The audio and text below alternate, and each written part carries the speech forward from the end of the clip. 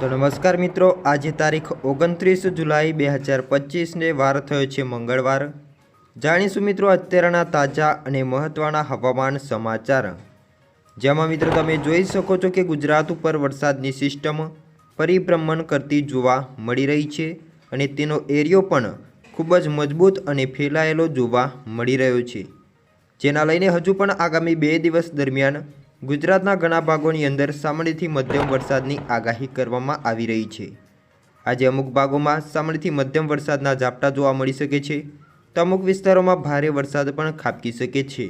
તો અત્યારે હાલ મિત્રો તમે જોઈ શકો છો કે આ તમામ ભાગોની અંદર ભેજનું પ્રમાણ વધુ હોવાથી અમુક વિસ્તારોની અંદર વરસાદના ઝાપટી યથાવત જોવા મળ્યા છે, તો અમુક વિસ્તારોમાં પવનની ગતિમાં પણ વધારો થતો જોવા મળી રહ્યો છે। અમુક વિસ્તારોમાં સામાન્યથી મધ્યમ વરસાદ પણ ખાબકી શકે છે, કારણ કે વરસાદની સિસ્ટમનો જે ભેજ છે એ આ તમામ ભાગોની અંદર ઘેરાવો બનાવેલો જોવા મળી રહ્યો છે।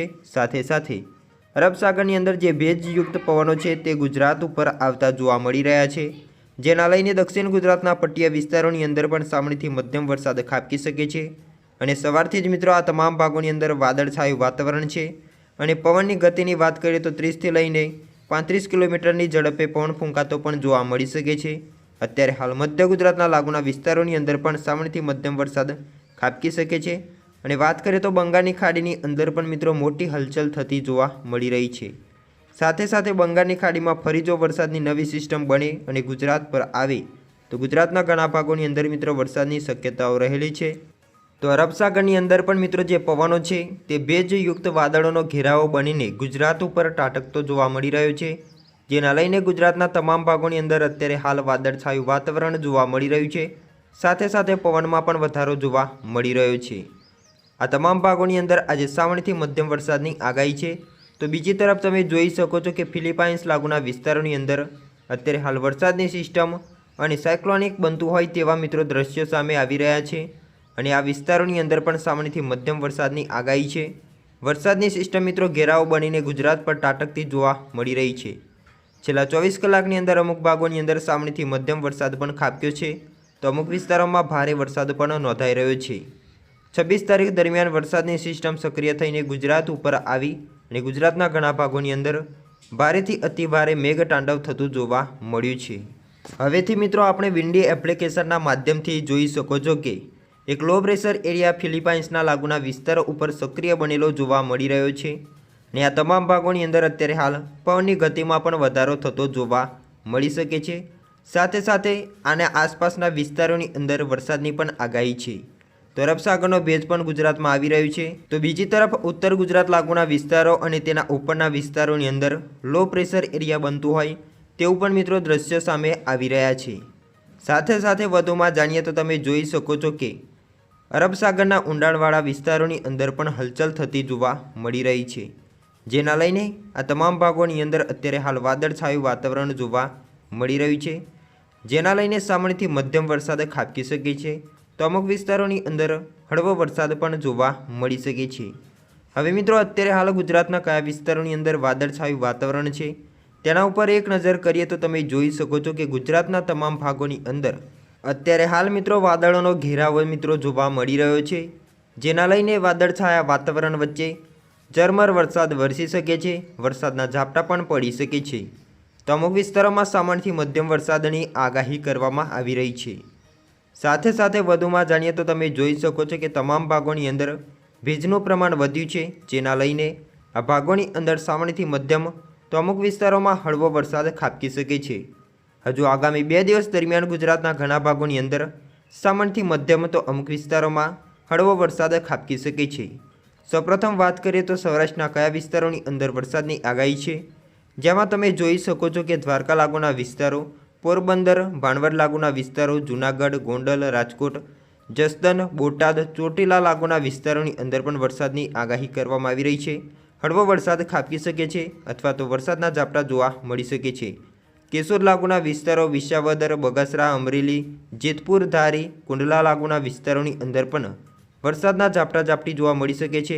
રાજુલા, ઉના, કોડીનાર, વેરાવર, તુલસીશામ લાગુના વિસ્તારો છે ત્યાં પણ મિત્રો વાદળછાયું વાતાવરણ છે અને સામાન્યથી હળવો વરસાદ ખાબકી શકે છે, તો કુંડલા, અમરેલી, પાલિતાણા, તળાજા લાગુના વિસ્તારો, મહુવા લાગુના વિસ્તારો, સોનગઢ, ભાવનગર લાગુના વિસ્તારોની અંદર પણ સામાન્યથી મધ્યમ તો અમુક વિસ્તારોમાં હળવો વરસાદ ખાબકી શકે છે. વેરાવળ લાગુના વિસ્તારોની અંદર પણ સામાન્યથી મધ્યમ વરસાદની શક્યતાઓ છે. તો જસદણ લાગુના વિસ્તારોની અંદર પણ સામાન્યથી મધ્યમ વરસાદ ખાબકી શકે છે. તો સૌરાષ્ટ્રના ઘણા ભાગોની અંદર સામાન્યથી હળવો વરસાદ જોવા મળી શકે છે. તો મધ્ય ગુજરાત લાગુના વિસ્તારો, જેમાં અમદાવાદ લાગુના વિસ્તારોની અંદર પણ અમુક વિસ્તારોમાં વાદળછાયું વાતાવરણ જોવા મળવાનું છે. સાથે સાથે મહેસાણા, હિંમતનગર લાગુના વિસ્તારો, લુણાવાડાના લાગુના વિસ્તારો છે, ત્યાં પણ મિત્રો હળવો મધ્યમ વરસાદ, તો વરસાદના ઝાપટા અથવા તો છાંટા પડી શકે છે.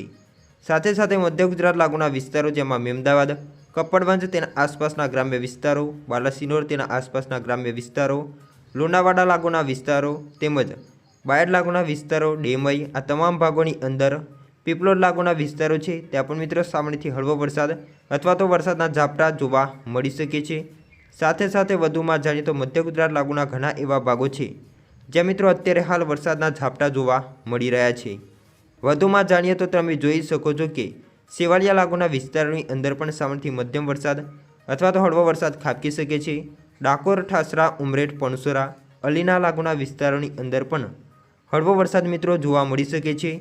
સાથે સાથે નડિયાદ લાગુના વિસ્તારો, ચકલાસી, કંજરી લાગુના વિસ્તારો, સુનાવ, સંદમપુઆ, ઓરડી લાગુના વિસ્તારો, પણસોરા લાગુના વિસ્તારો, ઉમરેઠ લાગુના જે વિસ્તારો છે ત્યાં પણ મિત્રો સામાન્યથી મધ્યમ તો અમુક વિસ્તારોમાં વરસાદના ઝાપટા જોવા મળી શકે છે. વલસાડ, આણંદ, પેટલાદ, તારાપુર લાગુના વિસ્તારો, સારસા લાગુના વિસ્તારો, સાવલી લાગુના વિસ્તારો, વલવોડ લાગુના જે વિસ્તારો છે ત્યાં પણ મિત્રો સામાન્યથી મધ્યમ તો અમુક વિસ્તારોમાં હળવો વરસાદ ખાબકી શકે છે. સાથે સાથે વધુમાં જાણીએ તો તમે જોઈ શકો છો કે અત્યારે હાલ આ તમામ ભાગોની અંદર સામાન્યથી હળવો વરસાદ ખાબકી રહ્યો છે, જેમાં મિત્રો સુરત લાગુના વિસ્તારોની અંદર વરસાદના ઝાપટી જોવા મળી શકે છે. દક્ષિણ ગુજરાતના આ તમામ ભાગોની અંદર હળવાથી મધ્યમ વરસાદની શક્યતાઓ રહેલી છે. સુરત લાગુના વિસ્તારો છે ત્યાં પણ મિત્રો વાદળછાયા વાતાવરણ વચ્ચે વરસાદના છાંટા અથવા તો ઝાપટા જોવા મળી શકે છે. નવાપુર, બારડોલી, આહવા, વાંસદા લાગુના વિસ્તારો, નવસારી, બિલીમોરા લાગુના જે વિસ્તારો છે ત્યાં પણ મિત્રો સામાન્યથી મધ્યમ હળવો વરસાદ ખાબકી શકે છે. સાથે સાથે વધુમાં જાણીએ તો દક્ષિણ ગુજરાતના ઘણા એવા ભાગો છે જેમાં ડુંગરી લાગુના વિસ્તારો, વાસંદા લાગુના વિસ્તારો, ધરમપુર લાગુના વિસ્તારોની અંદર, ચિયોલ લાગુના વિસ્તારોની અંદર, અંબે લાગુના વિસ્તારો, વાપી લાગુના વિસ્તારોની અંદર પણ સામાન્યથી હળવો વરસાદ ખાબકી શકે છે અને વાદળછાયું વાતાવરણ જોવા મળી શકે છે. આજે આ તમામ ભાગોની અંદર સામાન્યથી મધ્યમ તો હળવા વરસાદની આગાહી કરવામાં આવી રહી છે. ગુજરાત ઉપર વરસાદની સિસ્ટમ મિત્રો પરિભ્રમણ કરતી જોવા મળી રહી છે. ત્રણ સિસ્ટમો એક્ટિવ છે, પરંતુ અમુક વિસ્તારોની અંદર સામાન્યથી મધ્યમ વરસાદ ખાબકી રહ્યો છે. ભારે વરસાદ અત્યારે હાલ મિત્રો જોવા નહીં મળ્યો, પરંતુ સામાન્યથી મધ્યમ તો હળવો વરસાદ જોવા મળી રહ્યો છે. મધ્ય ગુજરાતના ઘણા ભાગોની અંદર છેલ્લા 2 દિવસની અંદર ભારેથી અવિરત ભારે વરસાદ પણ ખાબક્યો છે. 10થી લઈને 14 અને અમુક વિસ્તારોમાં 12 ઇંચ સુધીના વરસાદ પણ નોંધાઈ રહ્યા છે, જેના લઈને અમુક વિસ્તારોની અંદર જળબંબાકારની સ્થિતિ પણ જોવા મળી છે. તો નીચાણવાળા ભાગોની અંદર પાણી પણ ફરી વળતું જોવા મળી રહ્યું છે. તો આ સિસ્ટમ મિત્રો અત્યારે હાલ આ વિસ્તારોની અંદર છે અને તે ગુજરાત ઉપર આગળ વધે તો ગુજરાતના ઘણા ભાગોની અંદર મિત્રો ભારે વરસાદ ખાબકી શકે છે. પરંતુ મિત્રો તમે હાલ જોઈ શકો છો કે જેમ જેમ દિવસો આગળ વધતા જાય છે તેમ તેમ મિત્રો વરસાદની સિસ્ટમ ગુજરાતથી દૂર ખસતી હોય તેવું મિત્રો તમે જોઈ શકો છો કે લાગી રહ્યું છે.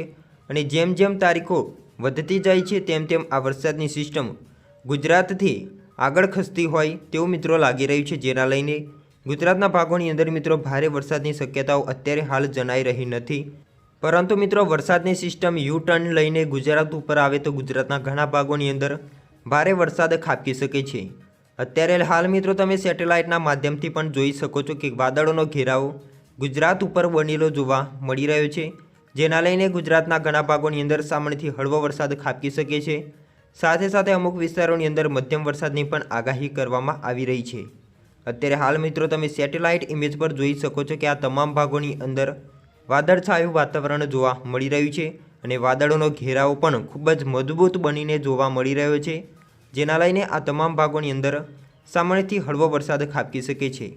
સેટેલાઇટના ઇમેજ પરથી તમે જોઈ શકો છો કે વાદળોનો ઘેરાવો કેટલો મજબૂત અને ખૂબ જ પહોળો અને તેનું સર્ક્યુલેશન પણ ખૂબ જ મજબૂત બનેલું જોવા મળી રહ્યું છે, જેના લઈને આ તમામ ભાગોની અંદર અત્યારે હાલ મિત્રો સામાન્યથી હળવો વરસાદ ખાબકી શકે છે. તો અમુક વિસ્તારોમાં વરસાદના ઝાપટી પણ જોવા મળી શકે છે. મધ્ય ગુજરાત લાગુના વિસ્તારો તો પૂર્વ ગુજરાત લાગુના વિસ્તારો અને ઉત્તર ગુજરાત લાગુના અમુક ભાગો છે જે એકલ દોકલ વિસ્તારોની અંદર સામાન્યથી હળવા વરસાદની શક્યતાઓ રહેલી છે।